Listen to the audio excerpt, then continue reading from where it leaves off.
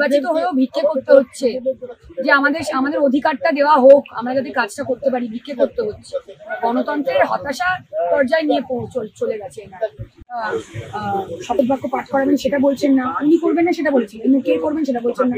কেন যাবো? মানে ফিসি ব্যাপার না বিষয়টা নিয়ে। আমার কাছে চিঠি আসছে আমার সহকর্মী যে জিতেছে ভগবানগোলা থেকে মানুষের ভোটে, তার কাছে কোনো ইনফরমেশন পৌঁছানো না।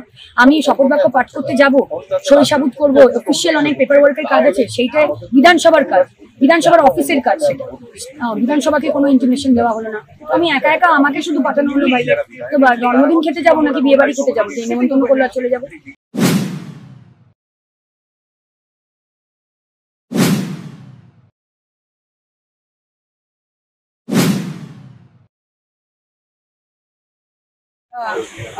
শপথ বাক্য পাঠ করাবেন সেটা বলছেন না, উনি করবেন না সেটা বলছেন, কিন্তু কে করবেন সেটা বলছেন না।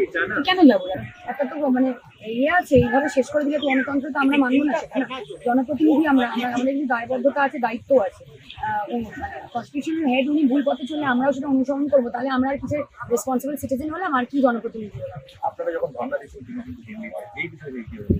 তিনি যেতেই পারেন, আমাদের তো বিধানসভার বাইরে আমরা কোথাও যেতে পারবো না, বিধানসভাটাই আমাদের সবকিছু। তো উনি যেখানে খুশি যাক, উনি আমাদের শপথ গ্রহণটা বাক্যটা পাঠ করি, উনি যেখানে খুশি যাক, ওনাকে কে আটকাচ্ছে? উনি দিল্লি কেন, উনি আমেরিকা চলে যান না, আমাদেরকে আমাদের কাজটা তো করতে দিন। আচ্ছা, মুখ্যমন্ত্রী বলছেন যে আপনারা রাজভবন যেতে ভয় পাচ্ছেন।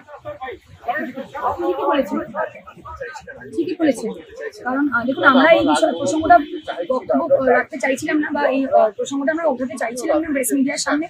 আমরা অনেক ছোট এবং এটা আমরা ওনাকে সম্মান করি, মাননীয় রাজ্যপালকে, ওনার চেয়ারকে আরো বেশি সম্মান করি, সেই জন্য আমরা এই বিষয়টার কথা বলিনি। কিন্তু অবশ্যই যা নিউজ আমরা নিউজে দেখেছি, যা পড়েছি নিউজ মিডিয়ার আপনাদের মাধ্যমে, সেটা দেখা শোনার পরে তো মনে একটু নিরাপত্তা নিয়ে প্রশ্ন উঠবেই।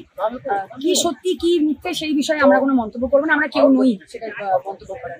কিন্তু পড়ার পরে তো একটা ফিসি ব্যাপার না বিষয়টা নিয়ে। আমার কাছে চিঠি আসছে আমার সহকর্মী যে জিতেছে ভগবানগোলা থেকে মানুষের ভোটে, তার কাছে কোনো ইনফরমেশন পৌঁছানো না। আমি শপথ বাক্য পাঠ করতে যাব, সই সাবুত করবো, অফিসিয়াল অনেক পেপার ওয়ার্কের কাজ আছে, সেইটাই বিধানসভার কাজ, বিধানসভার অফিসের কাজ। সেটা বিধানসভাকে কোনো ইনফরমেশন দেওয়া হলো না। আমি একা একা আমাকে শুধু পাঠানো হলো বাইরে। তো জন্মদিন খেতে যাবো নাকি বিয়ে বাড়ি খেতে যাবো, নেমন্তন্ন করলে চলে যাবো? এটা তো প্রসিডিং, একটা প্রোটোকল আছে, সেটা একটা ফ্রেমওয়ার্ক আছে, সেটার মধ্যে থেকে করতে হবে। বিয়ে বাড়ি তো না। আপনারা কি এই যে ভয় পাওয়ার বিষয়টা সেটা মুখ্যমন্ত্রীকে জানিয়েছিলেন? উনি বলছেন আমার কাছে অভিযোগ আসছে। আমরা অবশ্যই এটা অবশ্যই আমরা একটা মনে যে আমাদের একটা সেফটি নিয়ে একটা হচ্ছে, সেটা উনি জানেনি। আমরা তো এই নিয়ে দেখিয়েছি, পড়েওছি, উনিও জানেন, সেদিনই তো বলেছেন। ঠিকই বলেছি, সত্যি কথাটা বলছেন। আজকে আপনাদের তরফে কোনো রাজভবনে ফার্দার কোনো কমিউনিকেশন করলে তো ভালোই হয়, ওই জন্যই বসে আছি। করছে তো না, কিছুই কমিউনিকেট করছে না। উনি যাচ্ছেন রাজভবনে, আমরা এই বিষয়ে কথা বলিনি বলে আমরা বললাম যে ঠিক আছে, তাহলে উনি বলুক যে কে আমাদের শপথ বাক্য পাঠ করাবেন, সেটাও বলছেন না। প্রথা অনুযায়ী তো একটা জিনিস হয়ে এসেছে, আমরা তো রাজভবনের সদস্য হয়ে নির্বাচিত হয়ে আসিনি, আমরা বিধানসভার সদস্য হয়ে নির্বাচিত হয়েছি। তো কেন যাবো রাজভবনে? আমরা যাবো না। আপনারা বসে কি বলবো বলুন, নির্বাচিত হয়েও ভিক্ষে করতে হচ্ছে, যে আমাদের অধিকারটা দেওয়া হোক, আমরা যাতে কাজটা করতে পারি, ভিক্ষে করতে হচ্ছে। গণতন্ত্রের হতাশা পর্যায়ে নিয়ে চলে গেছে।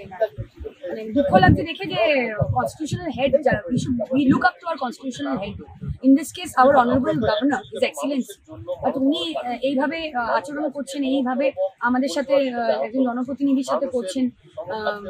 দুঃখ লাগছে, মন খারাপ হয়ে যাচ্ছে।